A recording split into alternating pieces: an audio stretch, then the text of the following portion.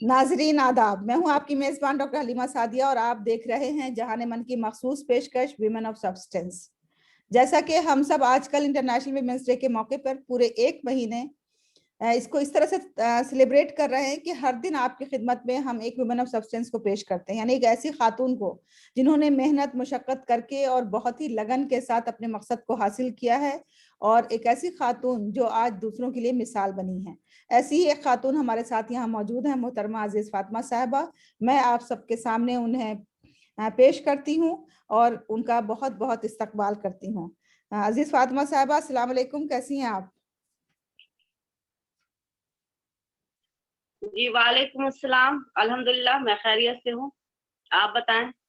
अल्हम्दुलिल्लाह मैं भी ठीक हूँ। तो ये बताएं कि आपको बहुत बहुत मुबारक हो, जहान मन ने आपको वुमेन ऑफ सब्सटेंस का टाइटल दिया है। तो आपको कैसा लग रहा है, और आप ये बताएं कि आपकी आखिर वो क्या अचीवमेंट्स हैं जिसकी बिना पे आप ये कह सकती हैं कि आपका ये टाइटल आपको जेबा देता है। जी सबसे पहले तो मैं जहां मन की शुक्रगुजार हूँ कि उसने मुझे दी वुमेन ऑफ सब्सटेंस चुना। और दूसरी बात ये कि आप मेरे कारनामों के बारे में जानना चाहती हैं, तो मेरा कारनामा कोई खास तो है नहीं, लेकिन फिर भी जो भी मैंने अचीव किया है अल्हम्दुलिल्लाह, अल्लाह का शुक्र है, मैं उससे बहुत खुश हूँ। मैं अभी मैं अभी गवर्नमेंट टीचर हूँ प्राइमरी सेक्शन में, और मैं अपने काम से बहुत खुश हूँ और मैं इसके ज़रिए आवाम की खिदमत करना चाहती हूँ। तो आप ये बताएं कि आखिर आपको जो ये आपकी जो ये मंजिल थी कि आप एक सरकारी टीचर बनना चाहती थी, तो ये मंजिल तय करना काफी दुश्वार गुजार है, ऐसा महसूस होता है। क्योंकि हम भी किसी की कामयाबी को उसके मंजिल से नहीं बल्कि उसके सफर से जज करते हैं कि उसका सफर कितना दुश्वार गुजार था जिस पे चल करके वो वहां तक पहुंचे। तो आप हमें प्लीज अपने सफर के बारे में बताएं कि इस मकाम तक पहुंचने के लिए आपने क्या क्या तगोदो की, आपने क्या क्या परेशानियां उठाई, और जब आपने इस मकाम को हासिल कर लिया है तो अब आपको कैसा महसूस हो रहा है? जी, मेरा सफ़र तो काफ़ी दुश्वार गुज़ार रहा। शुरुआत में तो मुश्किलें ज़्यादा नहीं आईं, लेकिन बाद में जब मैंने कोई मुकाम हासिल करना चाहा, तो उस वक़्त बहुत सारी अड़चनें रास्ते में आईं और मुझे मौके भी नहीं मिले, लेकिन फिर भी मैं मुसलसल कोशिश करती रही। मैंने ठान लिया था कि मैं कुछ न कुछ करके दिखाऊँगी। फिर एक वक़्त ऐसा आया कि मुझे मौका मिला और फिर मैंने इस कामयाबी को हासिल कर लिया। तो आप ये बताएं कि क्या आपके इस कामयाबी के पीछे, कहा जाता है कि हर कामयाब मर्द के पीछे किसी न किसी औरत का हाथ होता है, तो एक कामयाब औरत के पीछे सिर्फ एक मर्द का नहीं बल्कि बहुत से मर्दों का हाथ होता है, क्योंकि जब तक मर्द साथ नहीं देते हैं वो आगे नहीं बढ़ सकती है। तो आपकी कामयाबी के पीछे किन किन लोगों का हाथ है? हाँ, मेरी कामयाबी के पीछे सबसे बड़ा हाथ मेरे भाई साहब का है, बड़े भाईजान का है। उसके बाद फिर मेरे वालिद साहब का है।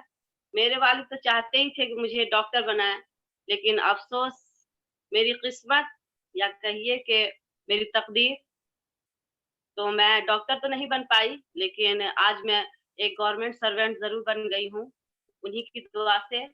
और फिर आखिरी हाथ जो है मेरे मेरे हस्बैंड का है। शुरू में तो उन्होंने साथ नहीं दिया, लेकिन जब उन्होंने मेरी मेरी कोशिश देखी, तो फिर उनको भी हार मानना पड़ा। उन्होंने कहा कि ठीक है, जो तुम करना चाहोगा कर सकती हो। खुलूस के साथ जो भी तुम करना चाहो, कौम की खिदमत कर सकती हो। तो जैसा कि आपने कहा आपके वालिद साहब आपको डॉक्टर बनाना चाहते थे, तो आपने कहा ये मेरी तकदीर की नहीं बन पाए।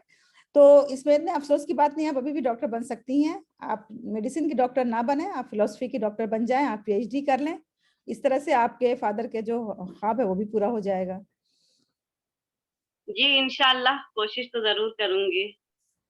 अच्छा, अब ये बताएं कि आजकल हम बात कर रहे हैं इमोशनल फैशन की। तो इमोशनल फैशन की के से आप क्या मतलब निकालती हैं, आपकी क्या अंडरस्टैंडिंग है इसके बारे में? इमोशनल फैशन के बारे में मेरा तो यही मानना है कि इमोशनल फैशन जो है हर इंसान की ज़िंदगी में होना चाहिए, क्योंकि इंसान जो है वो इमोशन ही से जुड़ा हुआ है। और इमोशन फैशन जो है वो इंसान की ज़िंदगी में कुछ रंग भर देता है। इंसान की सुनी ज़िंदगी में वो जो है इंसान रंग भर देता है। और आप जैसे इमोशन फैशन का मतलब हुआ कि आपके अंदर इमोशन है लेकिन आप उसे ज़ाहिर नहीं कर रही हैं। लेकिन अगर आपने उसको ज़ाहिर कर दिया उस वक़्त, वैसे कपड़े पहन कर के जैसे आपके इमोशन हैं और वैसे वैसे घर सजा करके और बहुत सारी चीज़ें वैसे काम कर के तो सब तो फैशन आपने ज़ाहिर कर दिया। तो ये इंसान ढलने के लिए इंसान की ज़िंदगी का मज़ा। जी, आपका बहुत-बहुत शुक्रिया। आपने इमोशनल फैशन के बारे में अपनी राय बताई। अब आप ये बताएँ कि जो एक फैशन की दौड़ होती है और उस दौड़ में अंधाधुंध लोग दौड़ते चले जाते हैं और कई बसा औकात ऐसा होता है कि वो इतनी चीज़ें खरीद लेते हैं या इतने कपड़े खरीद लेते हैं, इतनी एक्सेसरीज़ खरीद लेते हैं जिसकी ज़रूरत नहीं होती है और इस बिना पे ये है कि फ़ुज़ूल खर्ची के साथ-साथ हमारे एनवायरनमेंट को भी इससे नुकसान पहुँचता है। आप इसके बारे में क्या फरमाती हैं? मेरा ख़्याल है कि फ़ैशन तो ज़रूरी है इंसान को अपने आप को खुश रखने के लिए, अपने इर्द-गिर्द को, अपने लोगों को खुश रखने के लिए ज़रूरी है। लेकिन इतना ज़्यादा इसमें आगे नहीं बढ़ जाए कि फ़ुज़ूल खर्ची करें।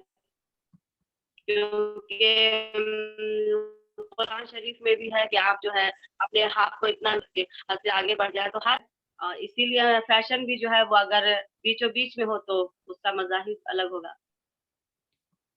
अच्छा, तो अज़ीज़ फ़ातिमा साहिबा, आप जाते-जाते आप ज़रा हमारे बहनों को ये बता दें कि इस इंटरनेशनल वुमेन्स डे के मौके पे आपका उनके लिए क्या पैगाम है?